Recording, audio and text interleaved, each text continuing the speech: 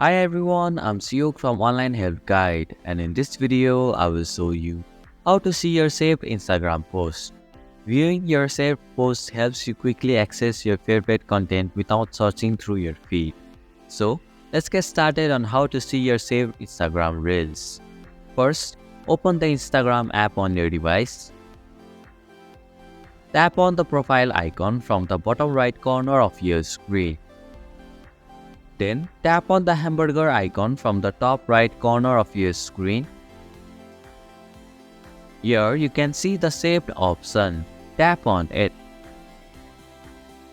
Now tap on the all post option to see everything you have saved on Instagram.